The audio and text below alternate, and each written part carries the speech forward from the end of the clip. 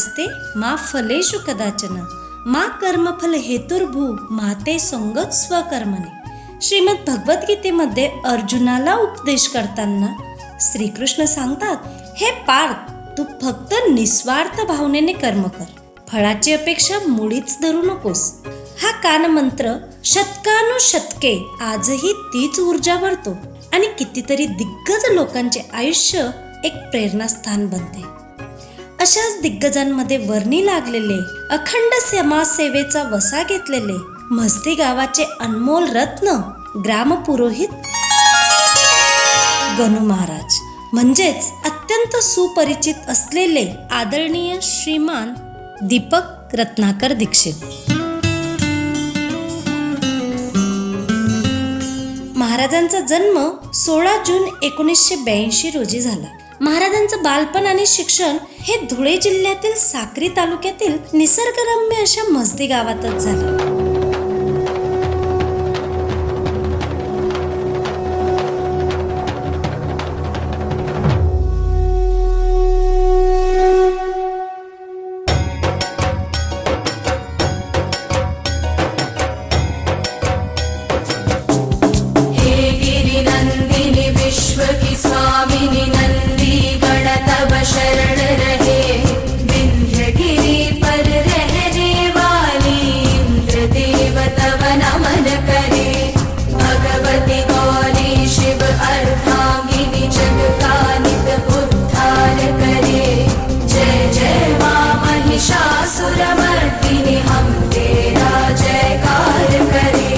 लहानपणापासून ध्यान साधना, वेद पुराणांचे पठन करणाऱ्या गणू महाराजांनी आपले विशेष शिक्षण हे नाशिक नगरातील दिव्य ज्योतिर्लिंगाच्या सानिध्यात त्र्यंबकेश्वर येथे घेतले. आपल्या या विशेष शिक्षणाचा लाभ तळागाळातील भोळ्या भाबड्या ग्रामवासियांना व्हावा म्हणून ते म्हसदी गावी परतले आणि गेले कितीतरी वर्षांपासून आज तागायत अखंड सेवा देत आहेत. त्यात म्हणजे ज्योतिषशास्त्र, नवचंडी पूजा, ग्रहपीडा निवारण, कुंडली तयार करणे, वास्तुदोष निवारण अशा अनेक पीडित यजमानांना योग्य मार्गदर्शन करून आपले पुरोहित कर्म पार पाडत आहेत. महाराजांचे म्हणणे आहे की झाडासारखे जगा, खूप उंच व्हा, पण जीवन देणाऱ्या मातीला विसरू नका. कर्म हीच पूजा. निस्वार्थ भावनेने केलेली सेवा ही कोणत्याही ईश्वर पूजेपेक्षा श्रेष्ठच. म्हणून रक्तदान, वनसंवर्धन, उपेक्षित, वंचित समाज घटकांना पाठबळ, कष्टकरी, श्रमिक, आदिवासी, दिव्यांगांना योग्य ती आर्थिक मदत, विधवा, निराधार कुटुंबांना मोलाचा आधार वाटणारे व्यक्तित्व म्हणजे गणू महाराज होय. त्यांच्या गावात व पंचक्रोशीमध्ये ही समाजसेवा म्हणजे प्रेरणास्थानच बनली आहे. महाराजांची स्वतःची आर्थिक स्थिती बिकटच, पण मिळणाऱ्या उत्पन्नातून जास्तीत जास्त भाग समाज कार्यास अर्पण करणारे गणू महाराज म्हणजे म्हसदी गावाच्या गावकऱ्यांच्या गळ्यातील तावीजच बनले आहेत.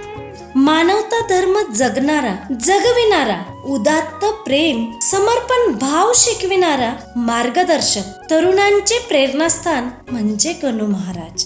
त्यांच्या या निर्मळ सेवा धर्माची जाणीव आणि कामाची सजगता पाहून अनेक सामाजिक, राजकीय संस्था तसेच केंद्रीय मंत्री आणि आमदार, खासदार, विविध पदाधिकारी यांनी दखल घेतली. विविध पुरस्कार, सन्मान चिन्ह देऊन त्यांचा गौरव केला आहे. त्यांची सन्मान गाथा याप्रमाणे. त्यात प्रामुख्याने माजी संरक्षण मंत्री माननीय डॉक्टर सुभाषजी भामरे, तसेच माजी खासदार संसद रत्न डॉक्टर हिनाताई गावित, महाराष्ट्राचे मंत्री माननीय श्री छगनजी भुजबळ, धुळे जिल्ह्याचे पालकमंत्री तथा राजशिष्टाचार व पणन मंत्री माननीय जयकुमार भाऊ रावल, साक्री तालुक्याच्या आमदार सौ मंजुळाताई गावित, विधान परिषद सदस्य भैयासाहेब माननीय चंद्रकांतजी रघुवंशी, नंदुरबार मतदारसंघाचे आमदार डॉक्टर विजयकुमारजी गावित, विधानसभा सदस्य शहादा तळोद्यातील माननीय श्री राजेशदादा पाडवी, महाराष्ट्र राज्याचे कॅबिनेट मंत्री माननीय श्री दादाजी भुसे, धुळे जिल्ह्याच्या माजी सभापती सौ मंगलाताई पाटील, धुळे जिल्हा शिवसेना प्रमुख माजी उपनगराध्यक्ष माननीय श्री हिलालजी माळी अशा अनेक मान्यवरांनी गणू महाराजांची कामाची दखल घेऊन त्यांना सन्मानित केले आहे. या मान्यवरांच्या हस्ते सन्मानित केलेले विशेष गौरव पुरस्कार म्हणजे राज्यस्तरीय गुणीजन गौरव पुरस्कार 2020, राज्यस्तरीय आदर्श कार्य गौरव समाजरत्न पुरस्कार 2020, आदर्श कार्य गौरव समाजरत्न पुरस्कार 2020, ह्युमॅनिटेरियन एक्सेलन्स अवॉर्ड 2021 दिल्ली येथे प्राप्त झाला, प्रतिभा सन्मान गोल्डन पिकॉक अवॉर्ड 2021, आदर्श गुरुजन पुरस्कार 2021, राज्यस्तरीय सावित्रीबाई फुले पुरस्कार, ॲडॉल महाराष्ट्र पुरस्कार 2022, साईरत्न पुरस्कार 2022, इंटरनॅशनल ब्रिलियंट अवॉर्ड 2022, समाजभूषण पुरस्कार दैनिक पुण्यनगरी तर्फे, राष्ट्रीय समाज सेवा रत्न पुरस्कार, इंडिया स्वर गौरव पुरस्कार 2023, national prime award 2022, Prithviratna award 2022, Marathi साहित्य मंडळातर्फे अखिल भारतीय मराठी साहित्य चळवळीने देखील महाराजांना सन्मानित केले. राज्यस्तरीय जीवन गौरव पुरस्कार 2023, निसर्ग मित्र समिती व जय हिंद लोक चळवळ संगमनेर तर्फे महाराष्ट्र भूषण सन्मान 2022, भारत श्री राष्ट्रीय सन्मान 2023, सावित्रीबाई ज्योती सन्मान 2023, कलाकुंज 24 तास न्यूज चॅनल कडून कलाकुंज अध्यात्म रत्न पुरस्कार 2023 अशा विविध पुरस्कारांनी गणू महाराजांना सन्मानित केले आणि त्यांची ही यशोगाथा मांडण्याचं सौभाग्य मला मिळालं, त्याबद्दल खरंच खूप अभिमान. धन्यवाद.